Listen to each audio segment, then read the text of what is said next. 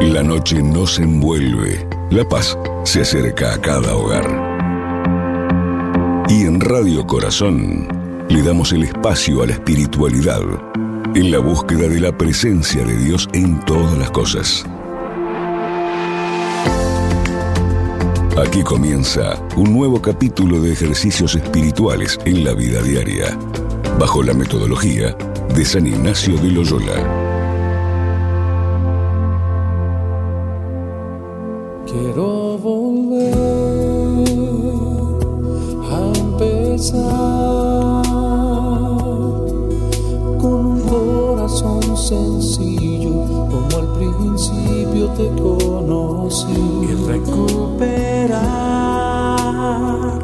aquel sentir cuando mi deseo era vivir toda mi vida para ti. Necesito regresar a lo que viví cuando recibí tu perdón. Quiero volver a empezar otra vez. Quiero volver a empezar con un corazón sencillo, como al principio te conocí, y recuperar aquel sentir cuando mi deseo era vivir toda mi vida para ti. Necesito regresar a lo que viví cuando recibí tu perdón.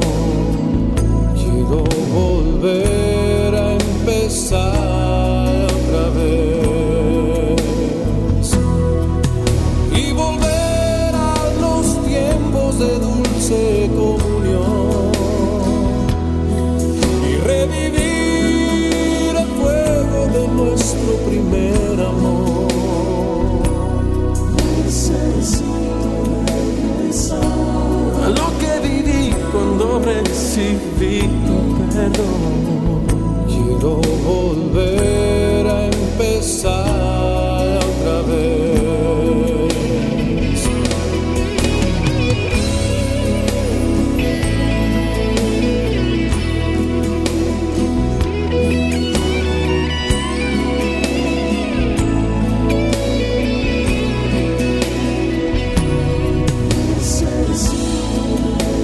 A lo que viví cuando recibí tu perdón.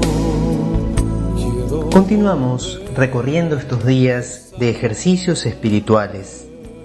Ojalá hayas tenido oportunidad de entrar en la dinámica que nos propone San Ignacio con la meditación de los 3 pecados. Hayas podido reconocer y utilizar, por decirlo de algún modo, al servicio del encuentro con Dios, la memoria, la inteligencia, la voluntad para mover el afecto. No te olvides que en este ejercicio que te voy a proponer hoy, en el cual vamos a tratar de meditar sobre el pecado de nuestros primeros padres, el pecado de los orígenes, que también llamamos el pecado original, es importante que retengas la composición del lugar y que retengas también la petición. San Ignacio quiere que te asombres. Él utiliza estas palabras, vergüenza y confusión, pero bien podríamos decir asombro, estupor, maravilla por tanta misericordia de Dios. Qué grave es el pecado si por un solo pecado los ángeles se condenaron eternamente. Qué grave es el pecado si por un solo pecado, por una sola desobediencia, han venido tantos males en la historia. Cuánto amor, cuánta misericordia, cuánta paciencia tiene nuestro Padre con nosotros, conmigo. ¿Cómo no darle gracias? Y vamos a leer en primer lugar lo que nos dice San Ignacio de Loyola en el segundo punto. Es el punto 51 del librito de los ejercicios.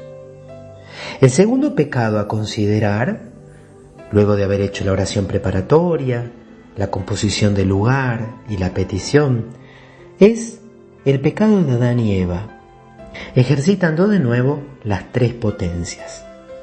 Dice así: trayendo a la memoria cómo por aquel pecado hicieron tanto tiempo penitencia, y cuánta corrupción vino en el género humano, yendo tanta gente al infierno.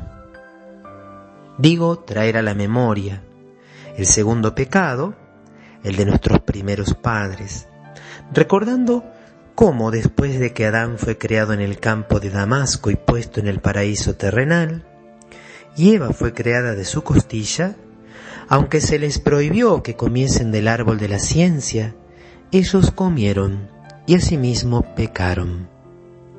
Y después, vestidos de túnicas de pieles y lanzados del paraíso sin la justicia original que habían perdido, vivieron toda su vida en muchos trabajos y mucha penitencia, y a continuación discurrir con el entendimiento, más particularmente, y usar de la voluntad como está dicho.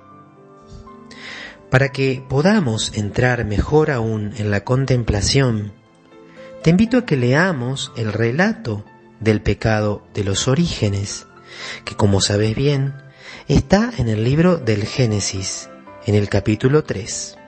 Génesis 1 y 2 son los relatos de la creación del mundo, de la creación del hombre. Génesis 3 nos cuenta la caída.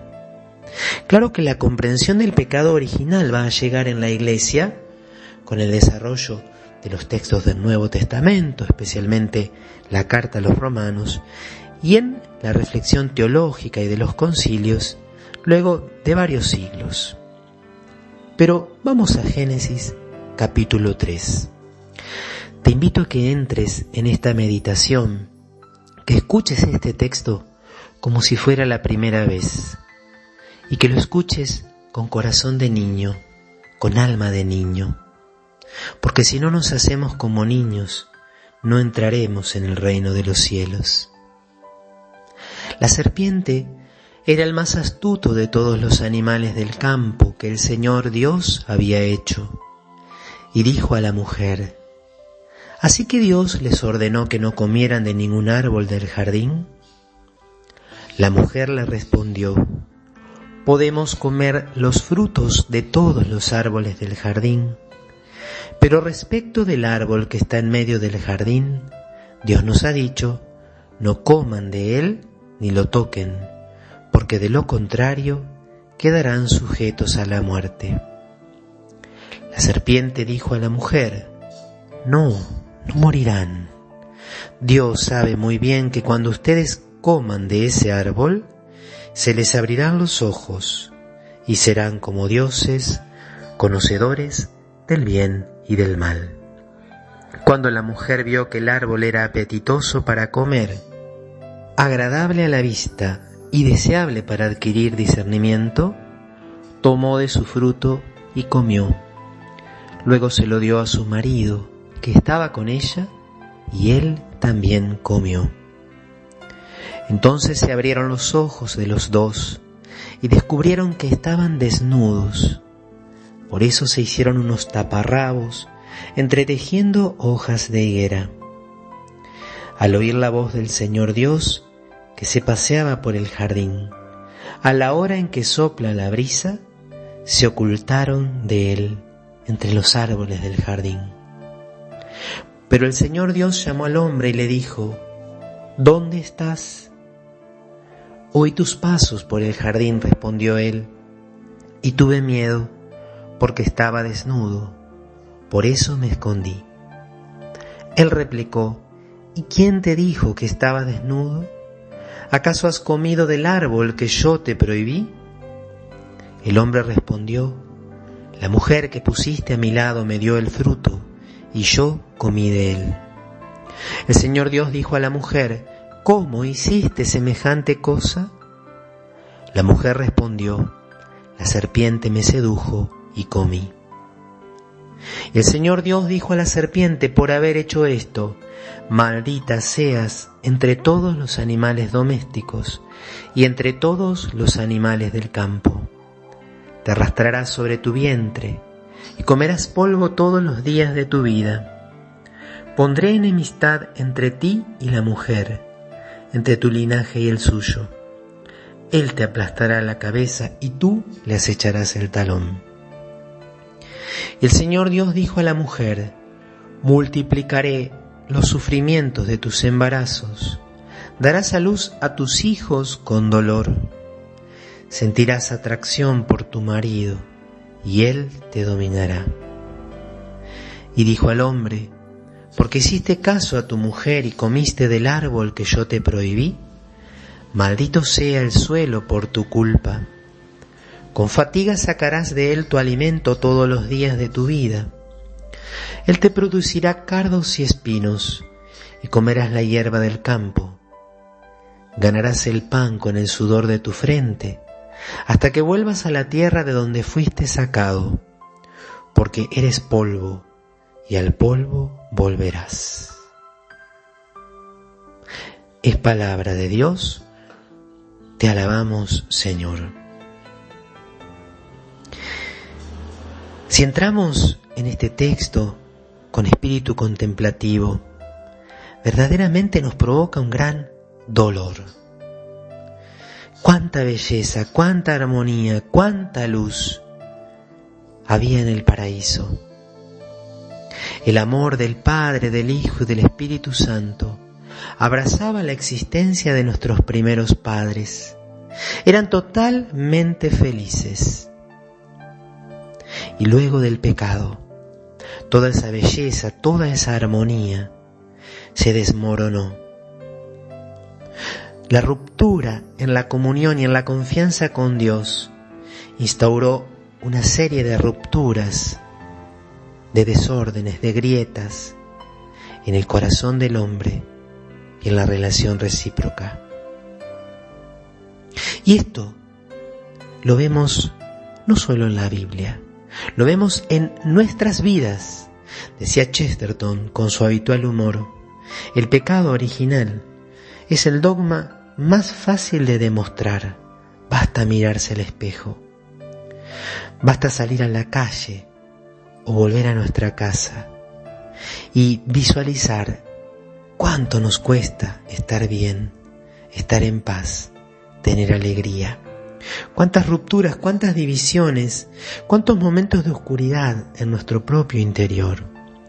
Todo se origina en esta ruptura que nuestros primeros padres eligieron, en esta desobediencia, en esta desconfianza. Creados para la comunión con Dios, en un vínculo profundo con Dios, el hombre, fuera de esa relación, comienza a vivir en una gran angustia. Todas tus angustias, todos tus problemas, todos tus sufrimientos tienen su origen aquí. Señor, regálame conocer y comprender hoy más y más esta profunda realidad del pecado en nuestros primeros padres, pero también en mi persona. Yo me lanzaba hacia cosas hermosas que sin ti nada serían. Tú estabas conmigo, quedabas, pero yo no, contigo no. Llamaste, clamaste, rompiste mi sordera, brillaste y resplandeciste, fugaste mi ceguera. Tarde te amé, hermosura tan antigua y tan nueva. Yo te buscaba afuera y tú estabas dentro, muy dentro, tan dentro de mí. Tarde te amé, hermosura tan antigua y tan nueva. Yo te buscaba afuera y tú estabas dentro, muy dentro, tan dentro de mí.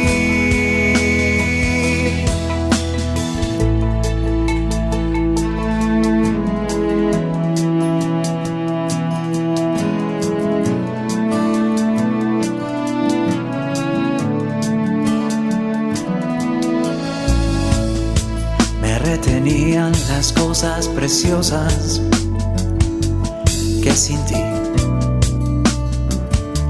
nada sería.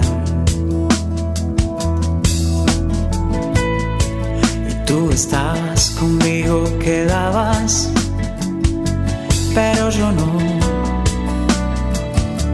contigo no. Exhalaste perfume y lo he respirado. Gusté de tu sabor y hambriento he quedado.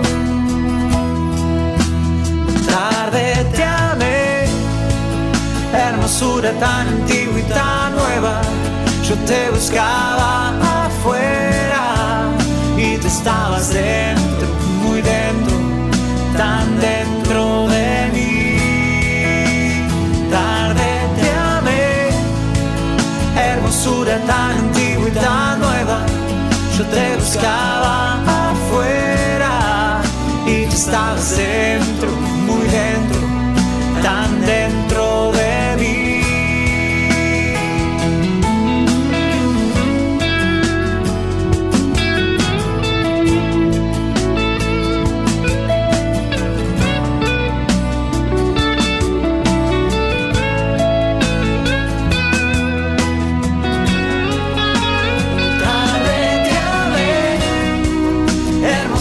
Tan antigua y tan nueva, yo te buscaba afuera y tú estabas dentro, muy dentro, tan dentro de mí.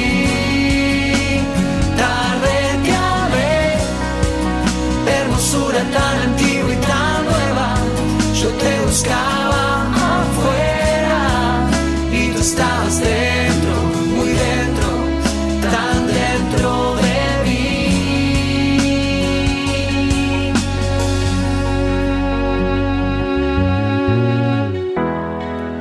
Me tocaste y abracé tu paz y suspiro por ti.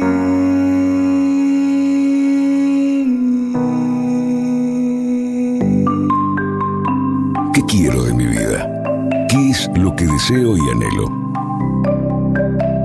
¿Y Dios qué querrá de mí? ¿Para qué me pensó? La respuesta solo está en nosotros. Estamos compartiendo los ejercicios espirituales en la vida diaria bajo la metodología de San Ignacio de Loyola.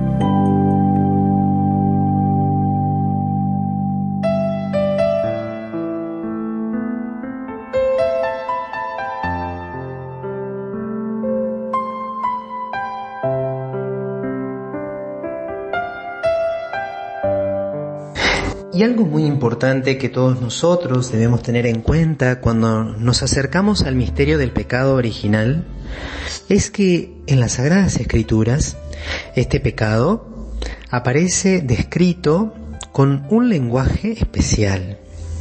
Juan Pablo II, al hablar de los primeros capítulos del Génesis, el capítulo 2 y el capítulo 3 especialmente, dice que el autor sagrado y Dios a través de él han recurrido al lenguaje mítico simbólico.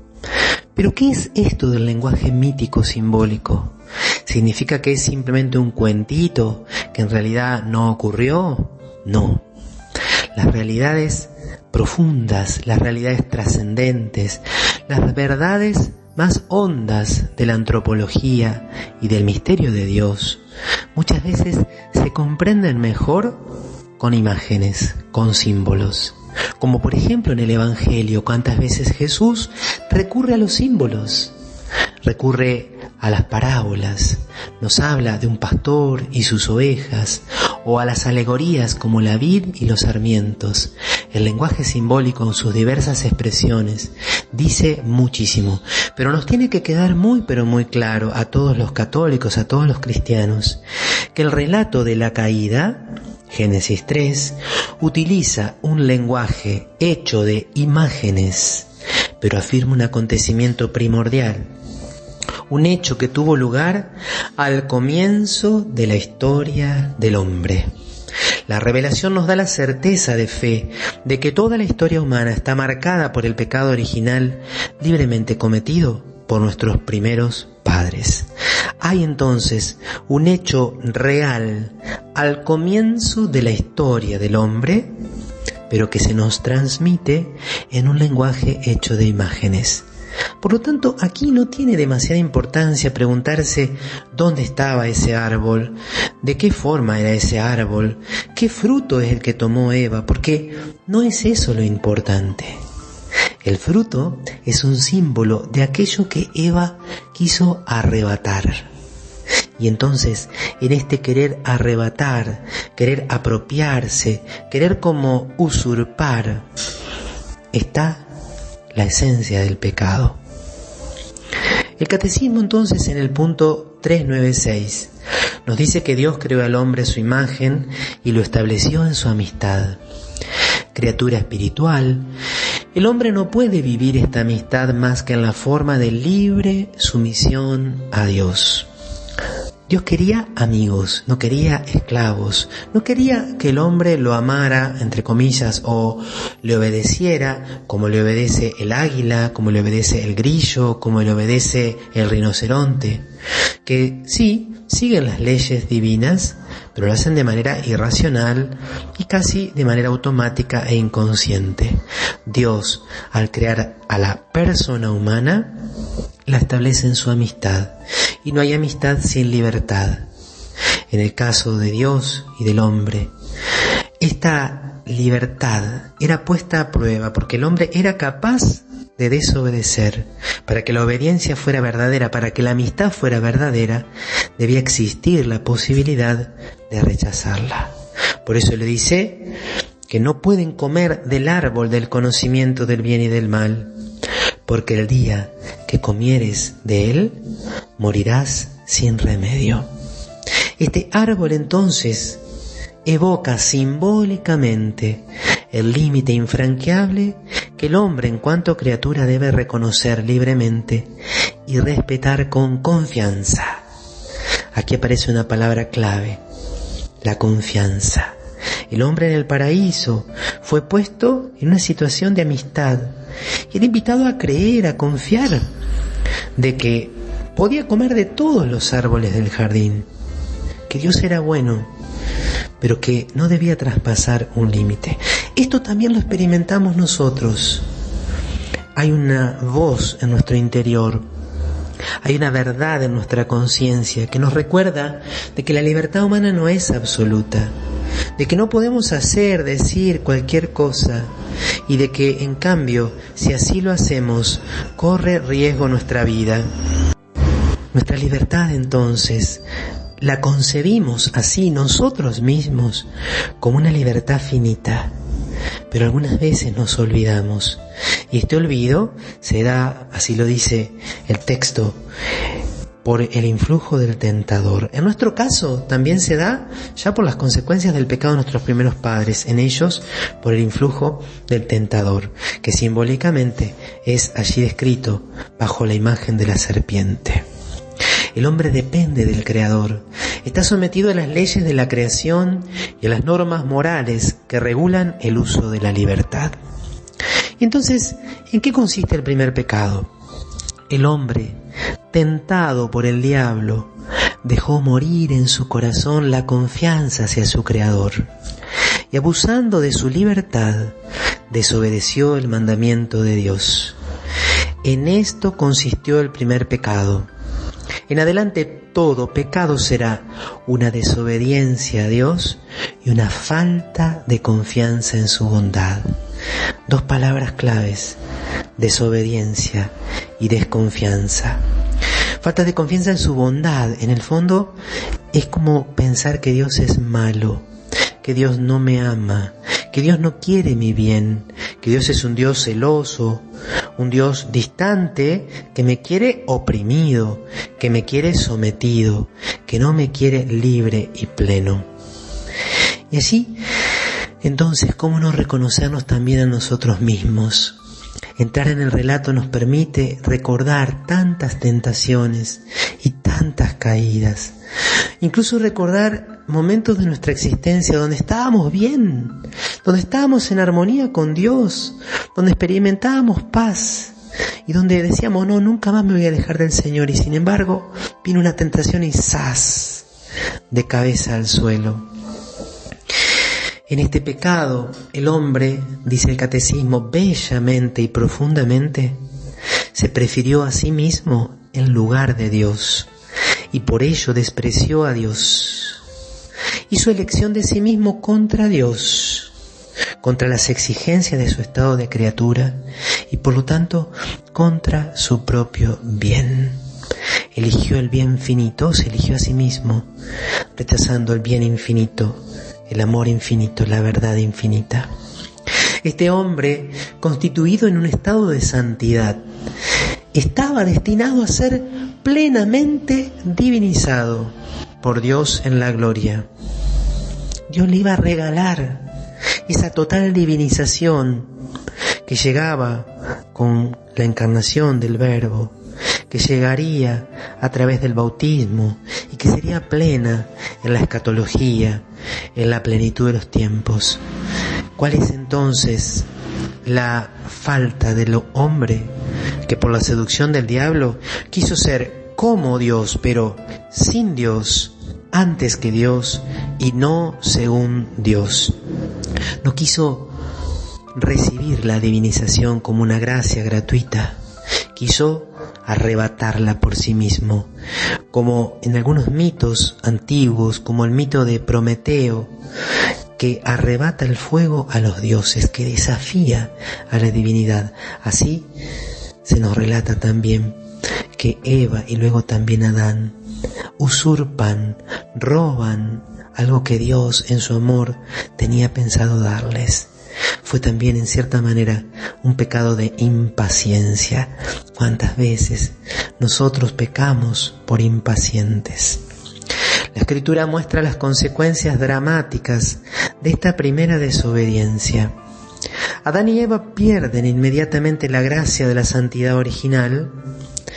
Tienen miedo del Dios de quien han concebido una falsa imagen, la de un Dios celoso de sus prerrogativas. Estoy leyendo el catecismo porque la descripción es tan acertada y sintética. Primera consecuencia de la ruptura con Dios, el miedo. ¿Alguna vez sentiste miedo en tu vida? ¿A qué le tenés miedo? ¿Cuáles son estas realidades del pasado, del presente, del futuro, de tu mundo interior o de tu entorno que te provocan miedo? Adán y Eva no tenían miedo antes de pecar. El miedo irrumpe cuando se desvinculan de la fuente del amor, cuando se desvinculan, cuando cortan las raíces que lo unían a la tierra firme del amor del Padre. Y continúa entonces diciendo el catecismo que esta armonía en que se encontraban por la justicia original queda destruida. Volvemos entonces a nuestro amado San Ignacio de Loyola. ¿Y qué nos dice San Ignacio? ¿Qué nos dice San Ignacio? Fíjate vos, por un pecado,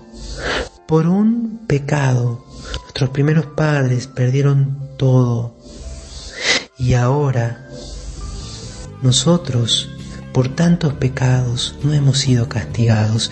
Qué grave tiene que ser la desobediencia a Dios, que por un solo pecado los expulsó del paraíso y perdieron tantos bienes.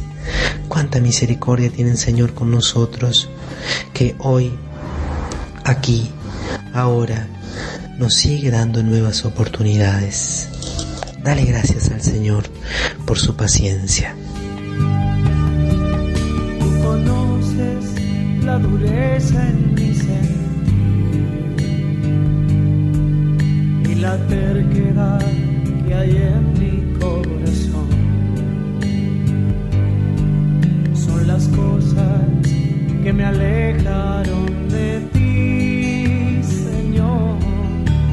Hazme renacer en tu amor. Déjame nacer de nuevo, déjame nacer de nuevo, déjame nacer de nuevo, oh Señor.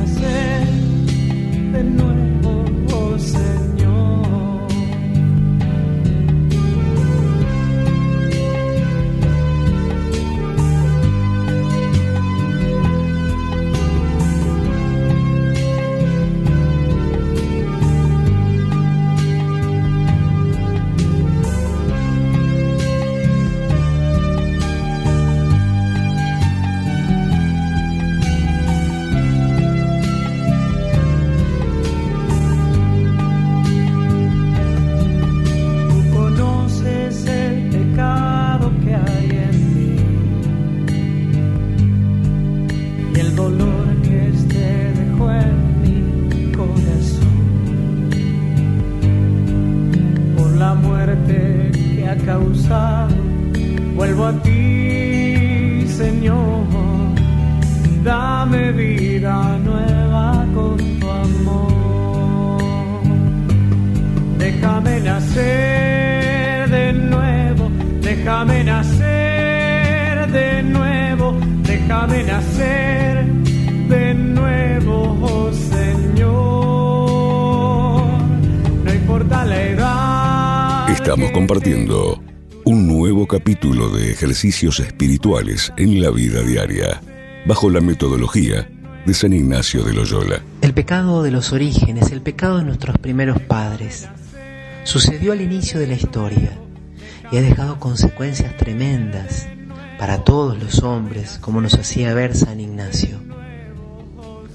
Ese pecado es entonces de tal gravedad a los ojos de Dios que por uno solo, por esa sola desobediencia, sobrevinieron grandes males. Qué grave ha de ser el pecado en su esencia.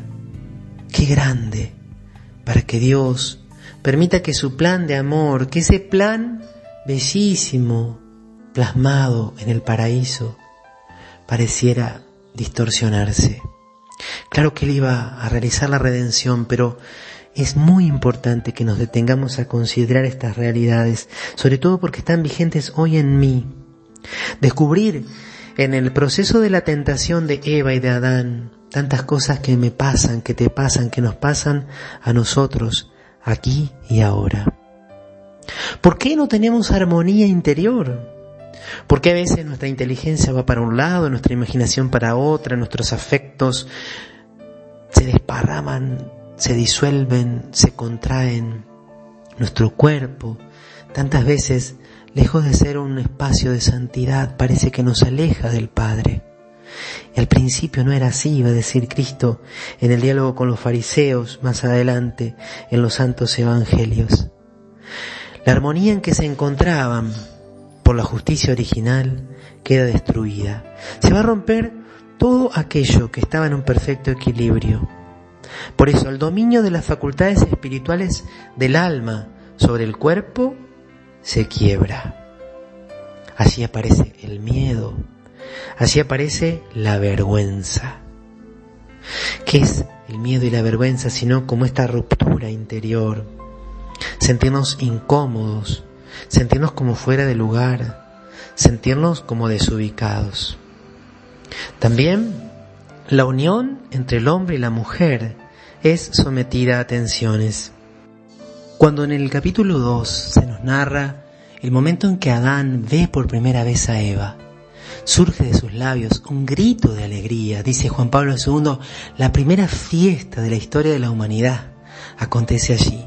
Esta sí es hueso de mis huesos y carne de mi carne. Adán contempla a Eva, Eva contempla a Adán. Los dos se funden en una mirada de fascinación recíproca. ¿Qué pasa ahora? Después del pecado, Adán ha aprendido el oficio de la serpiente, porque Satanás se traduce el acusador. Y es increíble porque Adán acusa tanto a Eva como a Dios. Porque dice, la mujer que pusiste a mi lado comió el fruto, me dio el fruto y yo comí de él. De cierta manera Adán se esconde de Dios, se esconde de su propia responsabilidad. Adán acusa a Eva y lo acusa a Dios mismo, como si fuera él el responsable, la mujer que tú pusiste a mi lado. Ya encontramos aquí una discordia, y encontramos también una distorsión, porque en realidad Adán no tenía que estar al lado de Eva simplemente, sino frente a Eva. No estaba creado solamente con Eva, sino para Eva. Por eso la unión entre ellos, a partir de allí, se va deteriorando cada vez más. Querido amigo, todo lo que hoy nosotros vemos en el mundo, todos los problemas de comunión, de armonía, todas las luchas, los enfrentamientos, el dominio, el ansia de poder en las relaciones entre varones y mujeres, tienen su origen solamente, totalmente, en el pecado de los orígenes, en el pecado original. Las relaciones entonces a partir de ese momento estarán marcadas por el deseo y por el dominio. Así lo anuncia Dios a la mujer. Tendrás deseo por tu marido y él te dominará.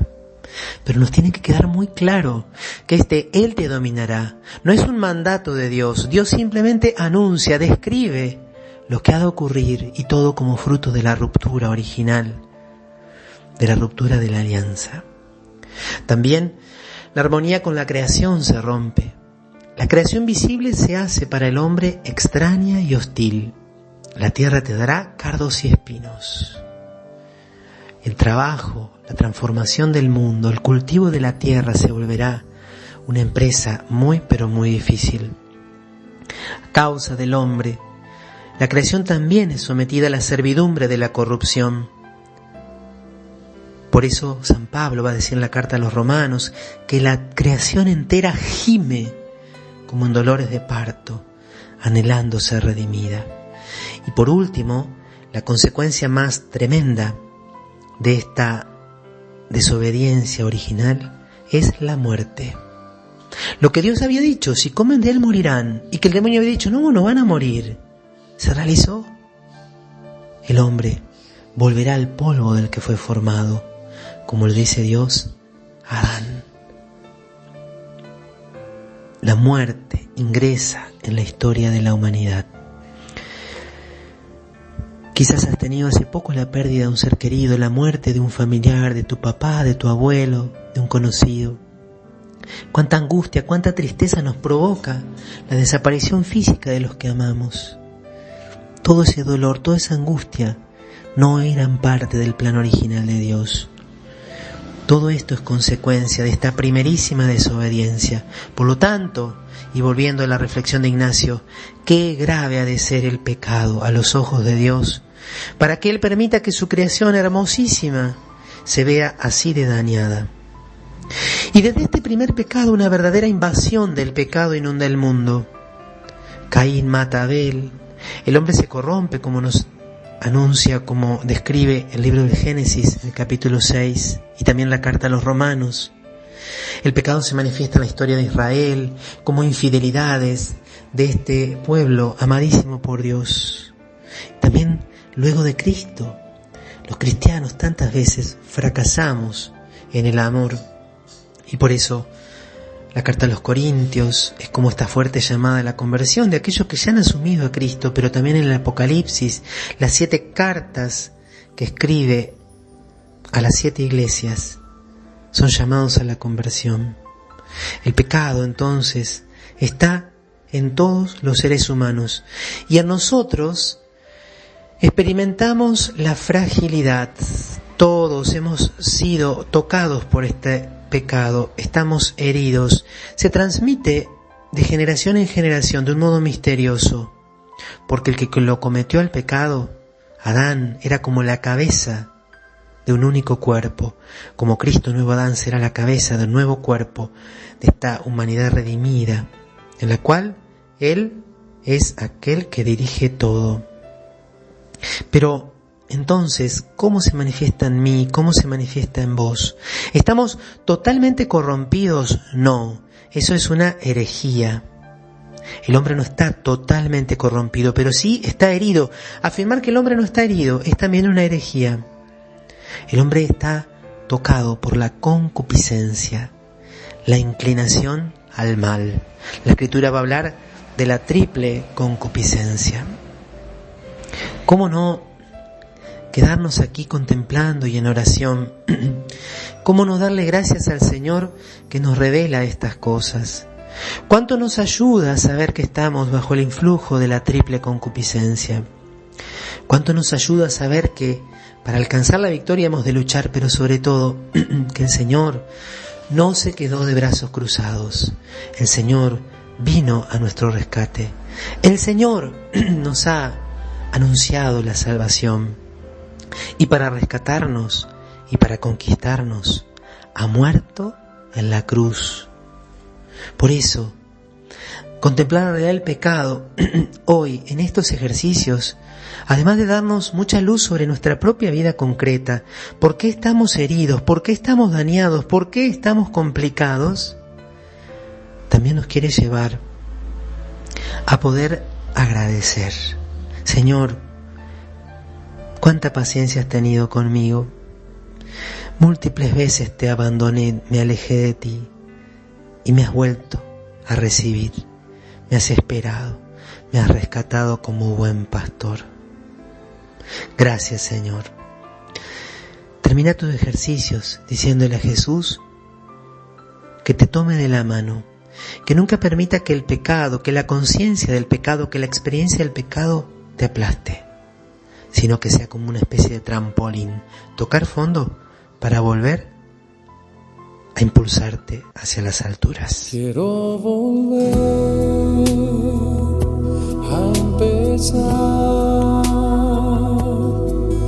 con un corazón sencillo, como al principio te conocí, y recuperar aquel sentir cuando mi deseo era vivir toda mi vida para ti. Necesito regresar a lo que viví cuando recibí tu perdón. quiero volver a empezar otra vez. Quiero volver a empezar con un corazón sencillo, como al principio te conocí. Y recuperar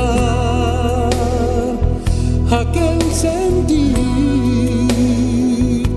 cuando mi deseo era vivir toda mi vida para ti. Necesito regresar a lo que viví cuando recibí tu perdón. Quiero volver a empezar otra vez y volver a los tiempos de dulce comunión y revivir el fuego de nuestro primer amor. Necesito regresar a lo que viví cuando recibí tu perdón. Quiero volver a empezar otra vez.